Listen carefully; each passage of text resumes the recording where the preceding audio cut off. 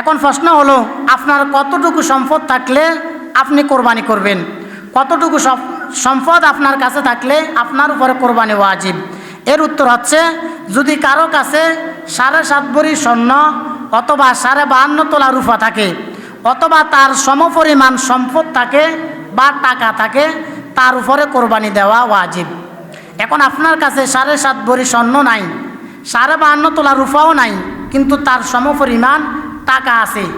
আপনার কাছে যদি জিলহজ মাসের 10 তারিখ, 11 তারিখ, 12 তারিখ এই 3 দিনের ভিতরে আপনার কাছে যদি 80,000 থেকে 1 লক্ষ টাকা সর্বনিম্ন থাকে, তাহলে আপনার উপরে কোরবানি ওয়াজিব।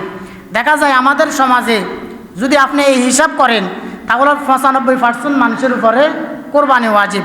তাহলে কোরবানি ওয়াজিব হচ্ছে, যদি কারো কাছে 7.5 ভরি স্বর্ণ অথবা 52.5 তোলা রূপা অথবা তার সমপরিমাণ টাকা থাকে, তাহলে তার উপরে কোরবানি ওয়াজিব।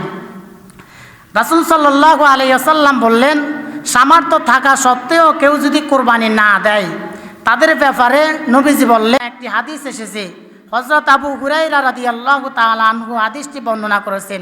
তিনি বললেন, বিশ্বনবী সাল্লাল্লাহু আলাইহি ওয়াসাল্লাম বলেছেন, মান কানা লাহু সাআতুন ওয়া লাম ইউদাহি ফালা ইয়াকরাবান্না মুসাল্লানা। নবীজি বললেন, যার সামর্থ্য আছে, সামর্থ্য থাকা সত্ত্বেও যে ব্যক্তি কোরবানি দেয় না, সে যেন আমার ঈদগাহে বা ঈদের নামাজের ধারে কাছেও না আসে।